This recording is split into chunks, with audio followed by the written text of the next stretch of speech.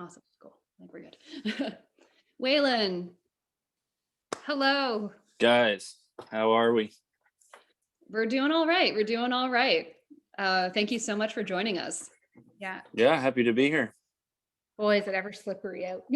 Is it? Yeah, it is crazy out in St. John right now. Are you guys St. John? Yeah, St. John.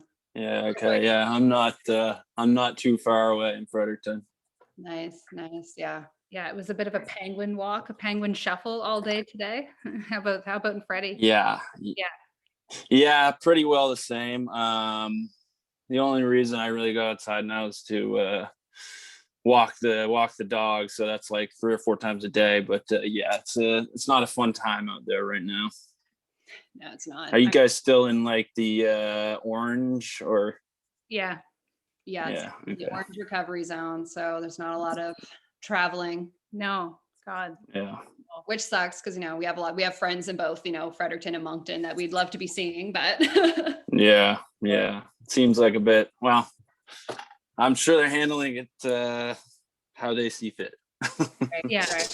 I mean, only sure. what we can do. Luckily, we're able to have a few people, so it just seems so surreal. Like it's just, I don't know, it's been a surreal time. It's funny Absolutely. to talk about weather as the first question, but I it's know. very prevalent. Yeah, you can tell where we're from. This podcast is based. Yeah. We talk about the weather first. Yeah. Yeah, true. Awesome. Well, we're super excited to have you join us. I know we're both super big fans of your work. Right on. Your content is definitely injected some serotonin into our lives during this time.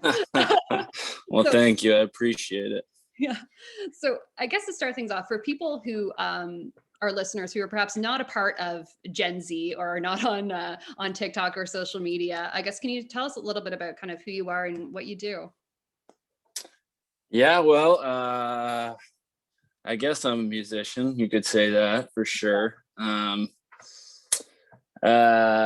Yeah, lately it's been more for me, like you mentioned, doing like the TikToks and Instagram stuff. That's been sort of my it's been working well for me lately, so that's what I've kind of been focusing on.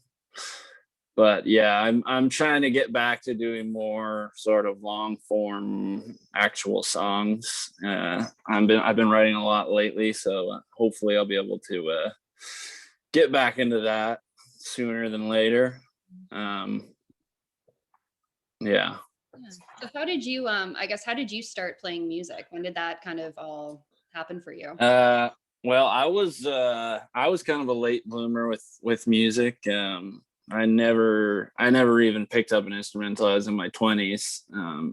So I was kind of I was behind most normal musicians in that sense. I didn't pick up guitar until like I was 21, I think, and then any like piano or anything till I was probably 26 or so. But I started playing guitar because my friend was like, if you learn how to play a guitar, we can be in a band. And I was like, well, that sounds pretty cool. So I basically just sat in my apartment and smoked weed for like 6 months and learned how to play the guitar. And we went from there. And that was my first band, which was called the Midnight Ramblers, which was we were active for probably like 2.5, 3 years in Fredericton. I don't know if you guys were around at that time, or if we were even that memorable. But did you ever play the Wilsers Room? Oh yeah. We did a lot of Capitol Complex, Cellar, those kind of local spots. Probably if you played there between like 2012 and 2014, I definitely probably saw you. Yeah, we were around 2012 for sure. We probably we kind of did everything backwards. We started playing in like 2010, and we wrote and played these songs for a couple years, and then we actually, ironically, our album release show ended up being our last show. The last waltz.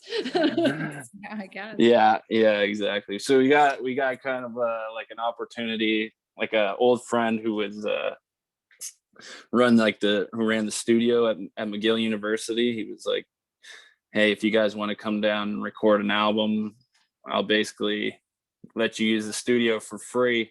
You just like pay me for my time. And so we ended up going down there and doing that. That was probably like 2012. And then we all got done school, and we all moved to like opposite ends of the country, and we never ended up playing anymore. And we all have like hundreds of albums sitting in our parents' basements unsold. Oh no. Wow. Oh, that's a nightmare Yeah. for a lot of people. Yeah. All the same. Yeah, well, it is what it is. COVID could bring everybody back together, and it could be like a super tour. You never Yeah. know. You never know. We have done 2 reunion shows actually. We played at Harvest, like I guess it would have been the last Harvest, whenever that was, 2018 or 2019. I don't think we sold any albums, so Hey, experience, right? That's what they say. yeah. Yeah, exactly. So I'm curious But about. Sorry. no, you go ahead. Sorry. Oh no, I was gonna ask, just sort of what kind of was the music that you grew up listening to? Like, I guess while you were learning to play guitar in your 20s, what were kind of your inspirations? Yeah. I mean, well, I always like I grew up, as most of us, my dad was the one that sort of molded my musical taste from a very young age, and it was a lot of like Neil Young, Tom Petty, stuff like that. Like that was kind of like my drive when I was sort of learning guitar. It was a lot of like learn every Neil Young song you can, because that was kind of my upbringing for sure. Yeah, that's pretty cool. Yeah, I mean, I think Mhm. we always talk about that on the show about how our dads shape our music, and then eventually we just buy all the albums back again and try to hang out with them, listen to them with them. So that's pretty cool. Yeah. Yeah, the main one I remember clearly, it was the Harvest Moon album, and that was I think 92. And that was kind of what I grew up knowing Neil Young as, this kind of like country Americana guy, not knowing that like he had been being like a rock guy for like 30 years already before that.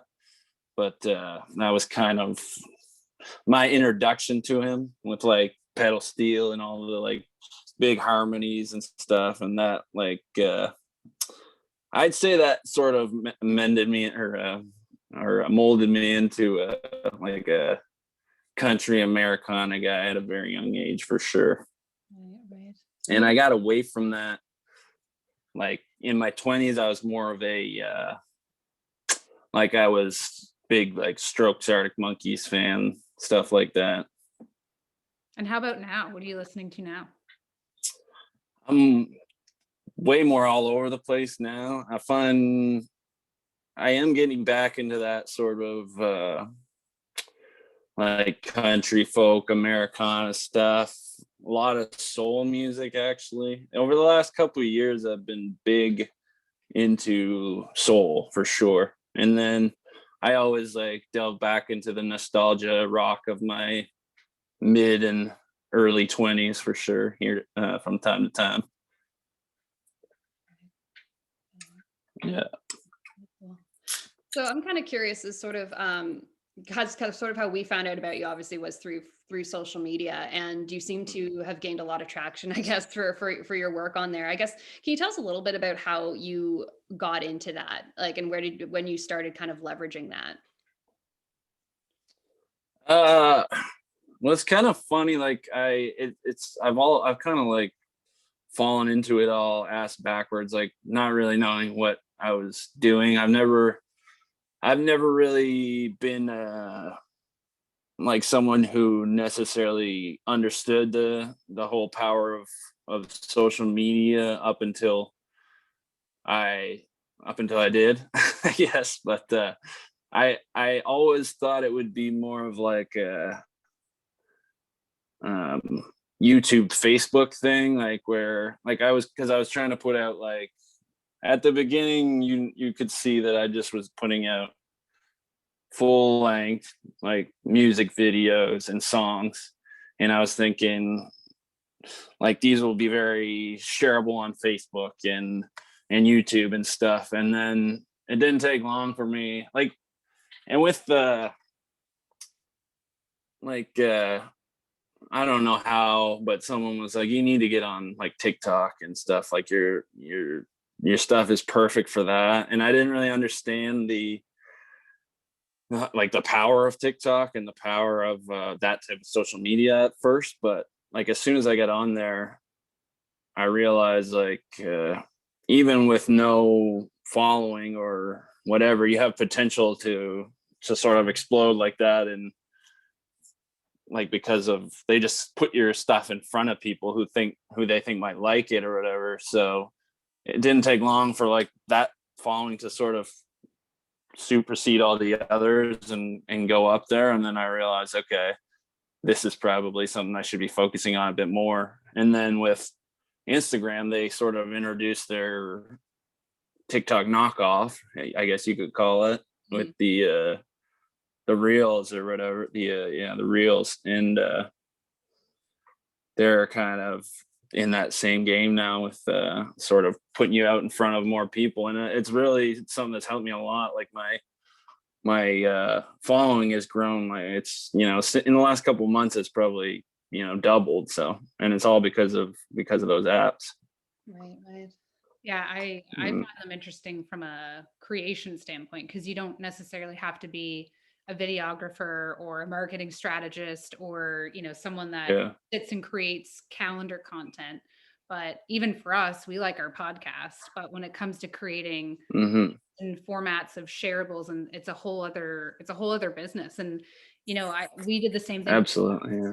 We fell into it kind of ass backwards. We were just hanging out one night, right, to hit record, and then everything, we're like, oh, we should probably get gear and a logo. And it kind of just happened. But sometimes it's better that way, because it's more unfortunate. It's authentic. And, you know, you use those platforms sincerely, and people just genuinely like to engage with shit like that and share it. And it's not necessarily all about reactions or comments, but like you notice your saves and favorites are crazier than probably your comments. Right? For sure. People, like, just for sure off to people. So it's almost like when you're creating your music, and same for anyone that's creating content, you almost have to think of it in a different way. So do you find it takes away from your creative process, or does it almost make it more fun? That's an interesting question. I think I don't know that it necessarily takes away from it and anything creative. It sort of makes you think differently, I guess, as to how you're going to present ideas. Yeah. Like I'll kind of give you a rundown of my day, my day to day. I wake up, my dog sort of gets in my face, and she's like, "Hey, take me outside." And then I make some coffee, and I consult a long ass notes document on my phone, which has here. I'll give you a couple snippets of ideas on here. Strange exclusive. Yeah, so a long ass list. Most of it I've written when I'm either half asleep or, you know, I often wake up in the middle of the night with something and write it down, and then I'll look at it later. Okay, so potato review. I don't know what that's all about. I think it's a vital I'm here for it. Whatever it is. Yeah. See, a lot of this stuff, Old Country Buffet. I don't know where I was going with that one. No wonder Karen took the kids and left your ass. You see, just like stuff like this. And I sit down, I consult the list, and then I say, could this be maybe like a full-length song, or is this just something that would probably be better served in like a 30-second, either like a skit or like just like an Instagram song or whatever. Right, right. That's funny. Yeah. No, that's interesting. Yeah. So like, do these ideas just come to you, or do you like smoke a joint and just like let it flow? Like, how do you come up with these ideas? Yeah, it's like it is a lot of just coming to me, and my friends will tell you, like, I'll be in a conversation and then I'll like stop talking. Like something they said will, like, I'll stop talking and get my phone and write it down, like just something that they said or something that pops in my head. I do find that like a lot of I take psychedelics, and that helps my sort of opens up my brain a lot for sure. Like I do, like if I'm having a little bit of a off day, just a little bit of a mushroom, not a lot, but just a little bit, and that'll sort of kick my brain into gear for sure. Right, right. Mhm. One of the ones that I shared it with everyone. I work at a, a media publication, and one of the ones you shared recently, the one arguing on the internet. Just want to say it's my favorite. I shared it everywhere. I shared it with all my team. No, I guess I was wondering. Nice, I appreciate it. Yeah. No, I was wondering, I was wondering the curiosity, the inspiration behind that one. Did that come from real life or from reading the comments or? Yeah, it's been one of my long-standing just viewpoints on the internet to like, it's never worth it to comment or on anything pretty much, unless it's like a friend and you're just like, hey, good job or congratulations. Yeah. Nothing good has ever come to me or anyone I know from trying to argue on some CBC article or something on Facebook. Facts. Yeah, Truth. Just brings the dread over. Yeah. I think that kind of stuff. Every once in a while, I'll just have something pop into my head that I'm like, okay, that's kind of just like a relatable thing that people will probably sort of latch onto. And that one has probably been one of my more shared and sort of like viral clips for sure. Right. Yeah. Because you touched a nerve, right? You touched on a universal truth in that one. And there was as many people who were upset about it as there were that thought it was funny.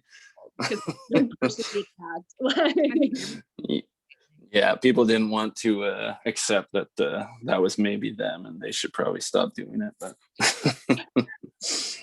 I don't know. Me and Sharice, both in our jobs, we face a lot of like just people chatting all the time, and sometimes like not everything you make from a creation standpoint has to be extremely valuable, or sometimes it's just nice to have a lighthearted something you can laugh at. Right.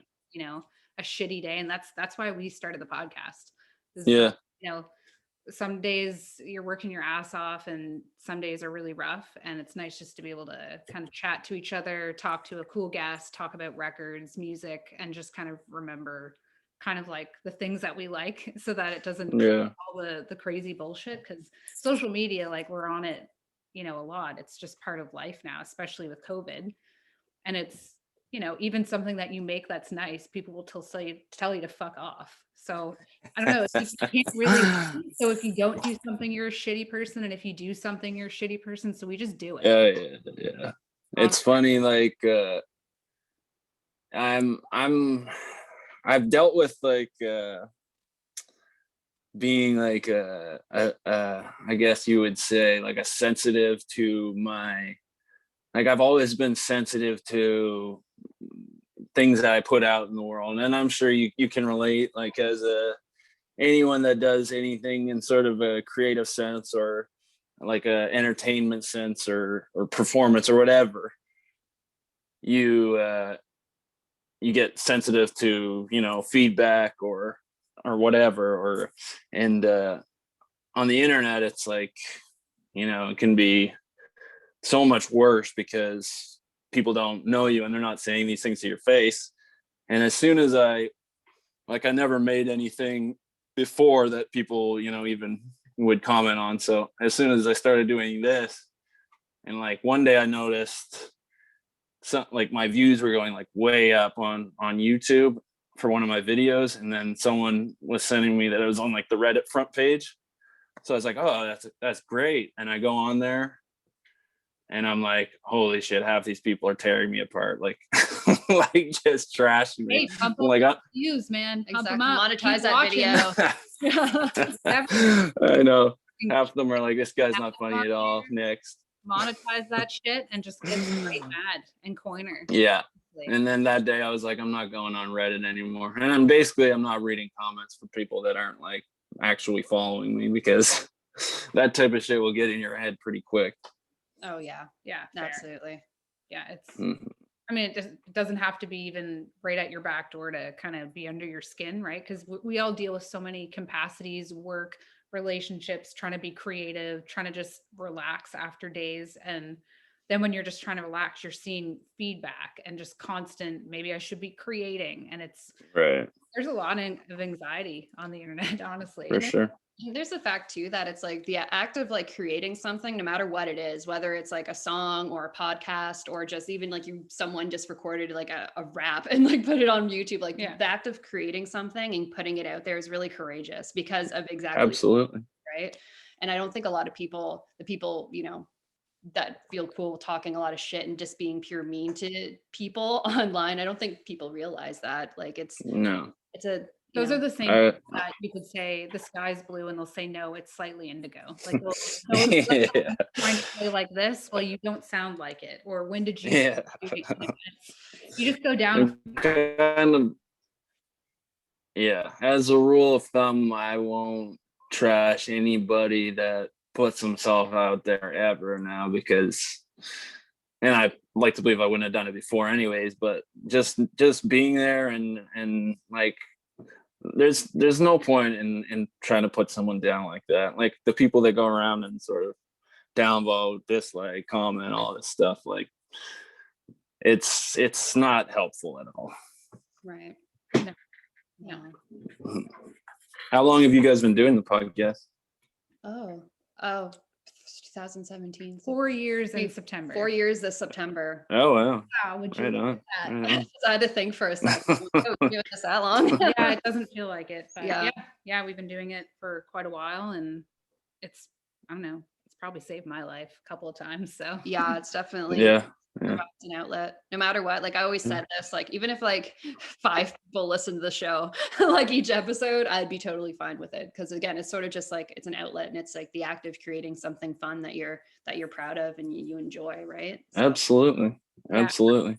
Our mission was just to try to chat with people and also communicate their love of music. So whether they play it, just like it, want to write about it, they can use our platform to kind of, you know, have their own creator page and talk about records. We have teenagers, all different ages of people. So we just kind of we just give them the ability to, you know, donate through a Patreon, and then we give them, you know, functions to be able to, you know, be on social media, talk about things they like, be on the show. Right on. So we just try to give all the love. I think stuff like that's so important, especially for local music scenes and smaller scenes. I mean, you got to nurture the next generation coming up, or else, you know, there won't be anyone to sort of carry it on. That's very true. Yeah, it's you know, before obviously COVID hit anywheres, there was a lot of all ages shows and stuff happening here in St. John, and it was. Is that right?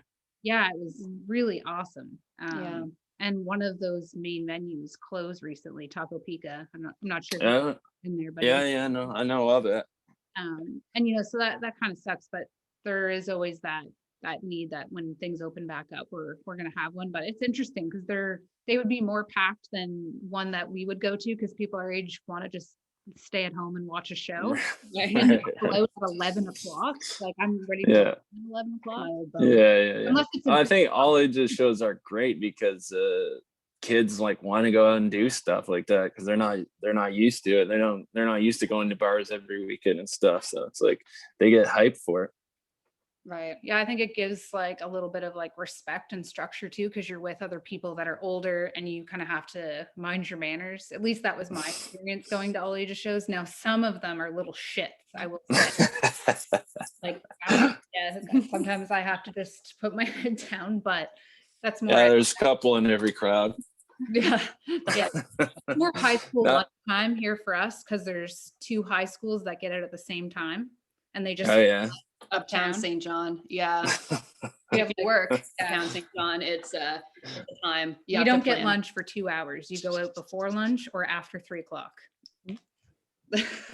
How it is. You don't dabble. That's funny. Kids. No, they will run you off the road. I walked into them as small as I possibly could just so I didn't get scooted off the sidewalk last year. And this little boy Yeah. an iced coffee on me. So maybe that's the next song. I don't know. There you go. Put that in the Wow. Like, Ruthless High St. school John kids. teenagers. yeah. St. John will make a video pop off if you make that. Yes. So. Yeah. St. John. Yeah. No, that's not bad. There might be something there. Might be something there. We'll keep an eye out. Every teacher, every uptowner will share that video, I'll tell you. No, we're making St. John's kind of on the up and up, though. I feel like when I moved back, like I lived in BC for like 5 or 6 years, and when I moved back, everyone was like, "No, St. John's the it's the up and coming city now, with like new bars and new restaurants. It's a cool spot." Yeah. I'd have Do you to feel that way? Yeah, like I think we were both born and raised here, and I remember I left for Fredericton for school for 4 years, and I could remember Okay. being 18 and couldn't wait to leave, right? And like, you know, fuck St. John, like never coming back. And then by the Right.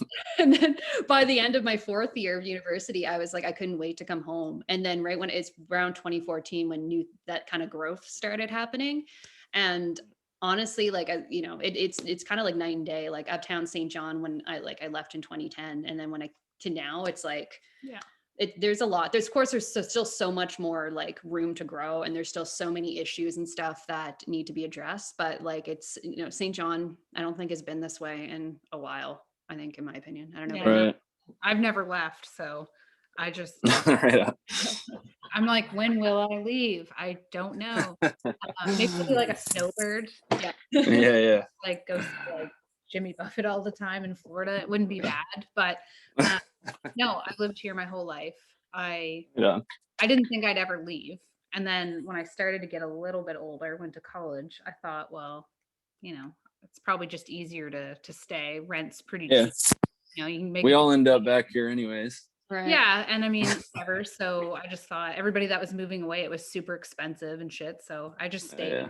And now I find there's a lot of people our age, I think, like late 20s, early 30s, that really do a lot of good things, but there's still a lot of old structures and a lot of policy in place that kind of maybe don't bring that work forward as fast as people would want. And I think that can sometimes be a little bit of a hurdle. But like, right? Like, I think that's just one of those things that they have to just keep pushing. And same, like Moncton's been doing phenomenal with development, and there's been a lot happening for all the Atlantic provinces. But I don't know. I think I always appreciate it when people make nice remarks about St. John, because I'm used to people on TikTok being like, people punch you in the face, and I always I share it, but it is true.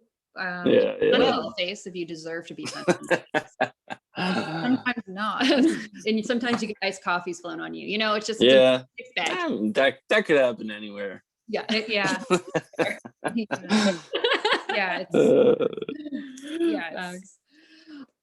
We moved out to BC. I lived in Vancouver for 5 years, and it was, I mean, as much as I enjoyed it and had fun, we knew it wasn't going to be like a forever thing, because it was just like ridiculous. I paid twice as much in rent, and I'm not exaggerating, like from what I do now.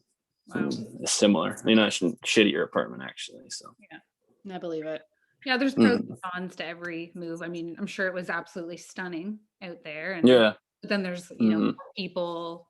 Yeah, it's, I don't know. I find I call it our little big towns: Fredericton, Moncton, St. John, Halifax. They're like little big cities.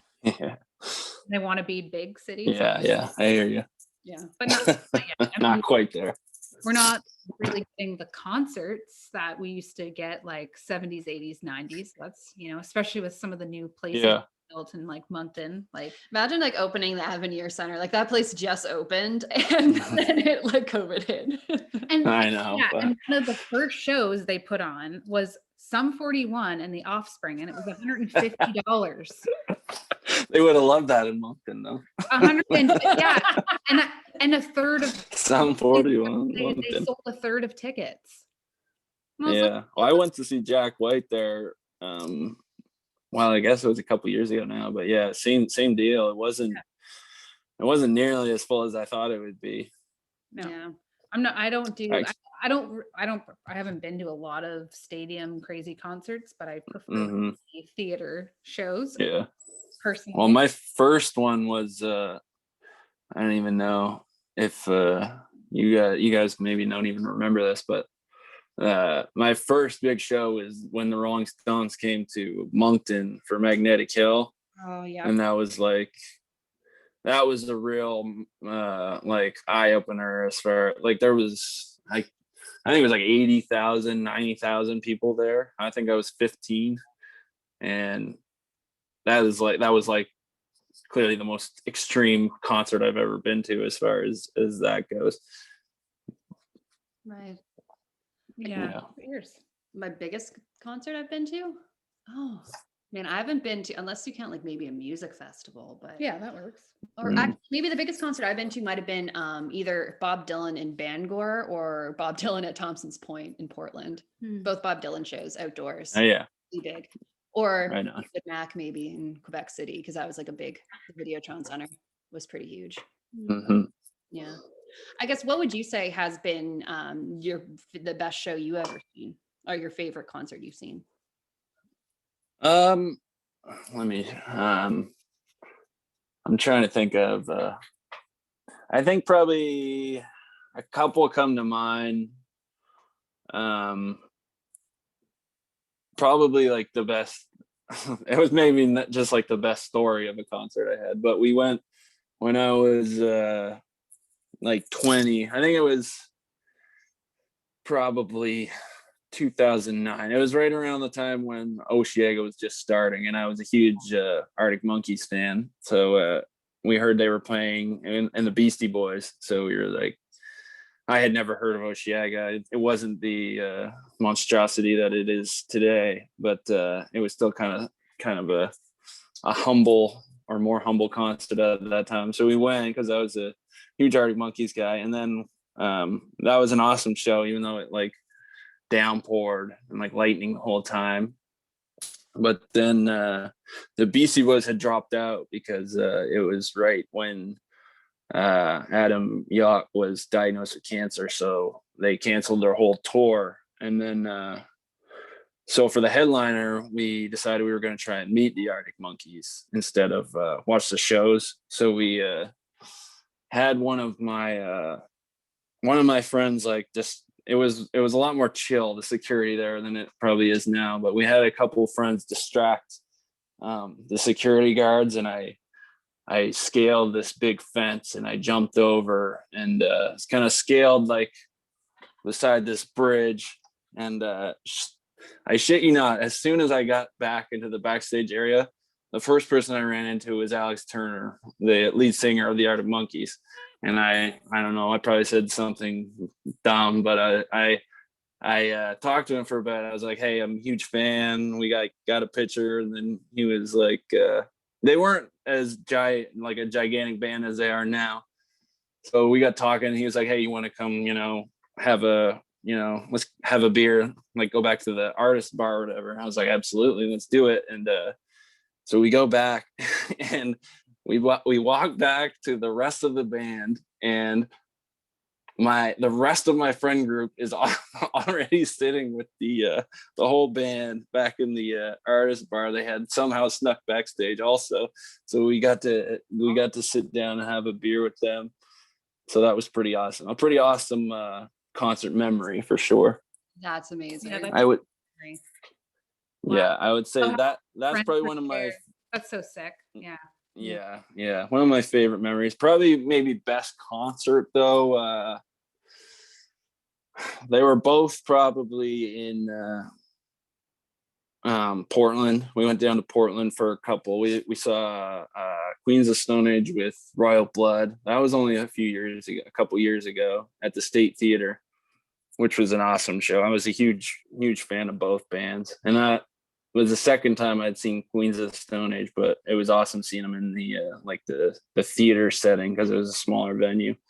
And then we saw also My Morning Jacket there, probably like 2010, 2011. Queens of the Stone Age is on my bucket list, and seeing them Oh yeah, theater would be stupid. yeah. Wow. So we saw them in at Squamish Fest, probably like 2013, I would say. And me and my friend are huge fans, so we waited all day at this festival, like up so we could get close to the front.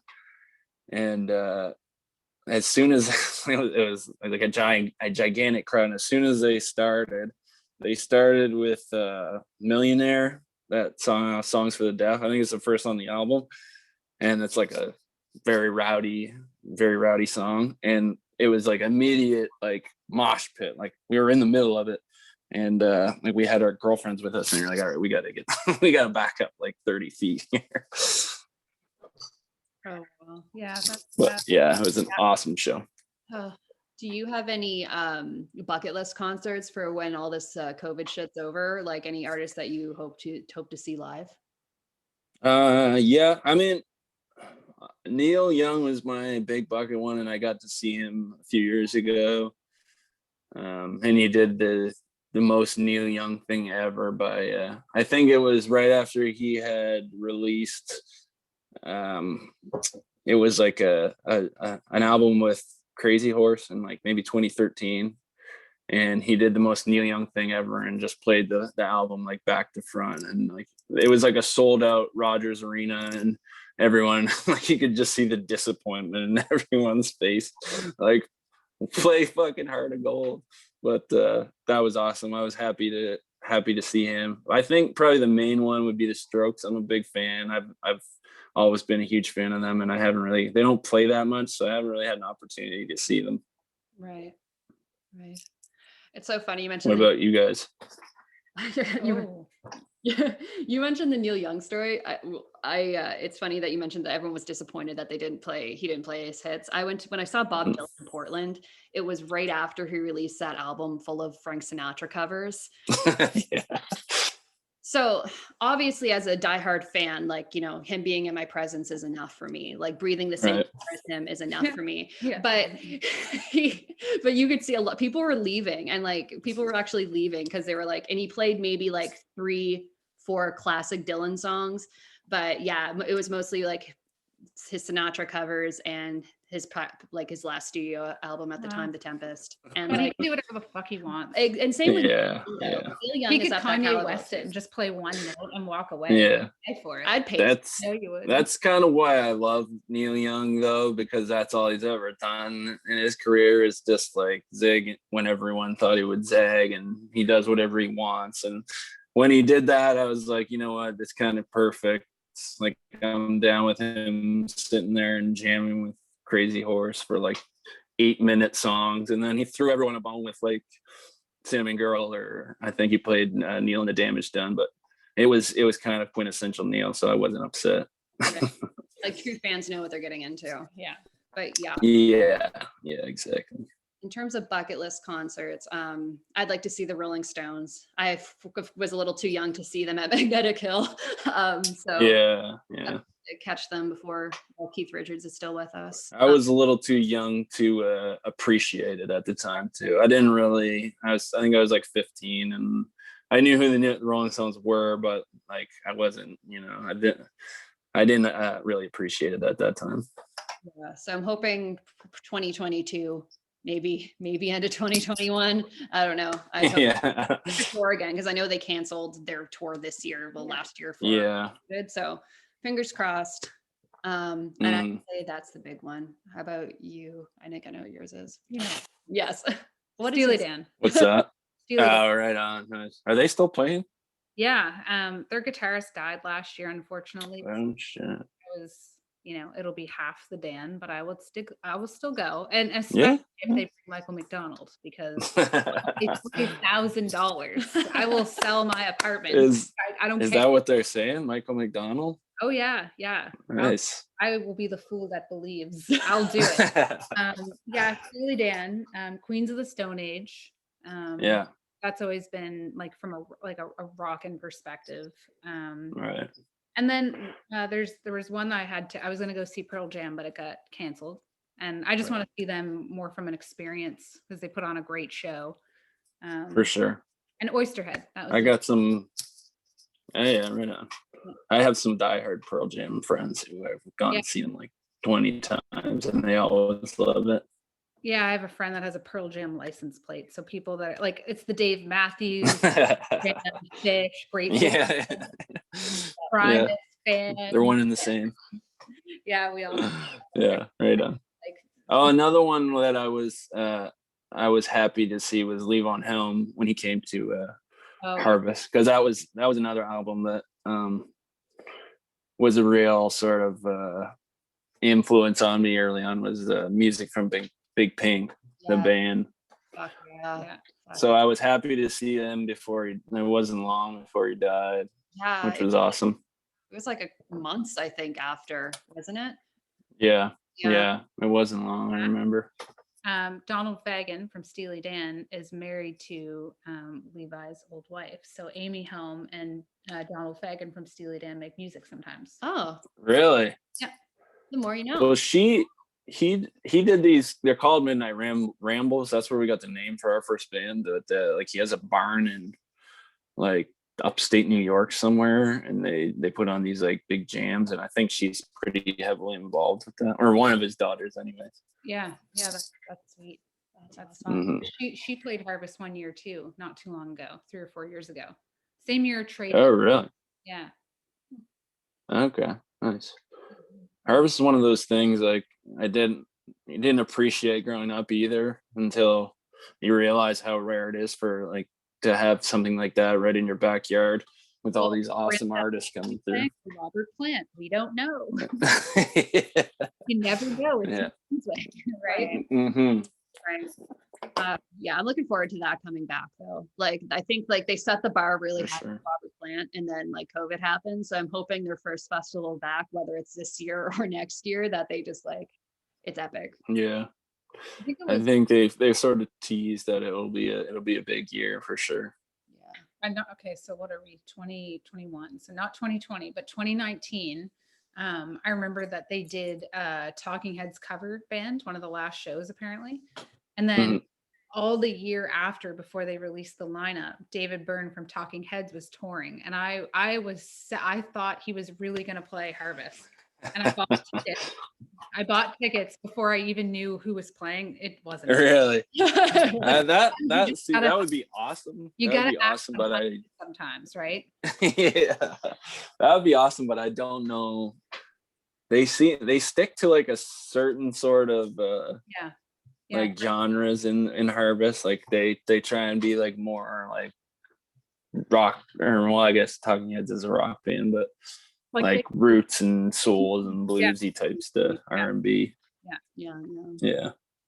It's hard to say when, I mean, something I think about all the time, but like there's probably not going to be any festivals this summer, obviously, because no one's going to commit to booking in all these bands and spending all this money if there's risk to it all getting, canceled at the last minute. So who knows? Like they're saying like the vaccine is not going to make it so you can just sort of go back to normal and everything. So Yeah, I don't know. It'll be time. Who knows how long it's going to be? Time will tell. Mm-hmm. Well, before we let you go, my friend, we're going to ask you the question that we ask every single guest. Dun, dun, dun. All right. You're on a desert island and there's miraculously a working record player there. What are the 3 albums? 3 albums you'd have with you? Desert Wow. Island. All right. I got to think about this for a minute. I would definitely say Neil Young, Harvest Moon. That is my most nostalgia-packed album. One of my most influential for sure. Probably music from Big Pink, the band. Yes. And Oh my God. Let's go crazy. Let's say Motorhead Ace of Spades when I really feel like getting that anger out. Yeah, exactly. You can take a coconut tree to Motorhead. Yeah, when I'm chilling, I'll put on Harvest Moon or Big Pink. When I'm angry about being stuck on this desert island, I'll throw on some Motorhead Ace of Spades. Love it. That's good advice. Get those 3 albums in your desert island. Yeah. Well, thank you very much for having me on, guys. I appreciate it. Yeah, absolutely. And hopefully we'll have you on again sometime soon. Maybe in person. Maybe down the road we'll be able to meet. That would be awesome. Yeah. That'd be awesome. Yeah. And if people are listening, want to find you, where can they see your stuff and connect? Just at all my socials are kind of at Waylon Napadogan, Waylon. I don't even know if I can spell this. Napa dog on or an. Yeah. We'll link it in the blog. Yeah. It'll also be in the show notes, friends. Yeah. You'll find right on. That's probably for the best. Yeah. Awesome. Well, thank you so much. Yeah, thank you guys. We'll see you soon, hopefully. Right. Have a great Cheers. night. See you. Yeah, you too.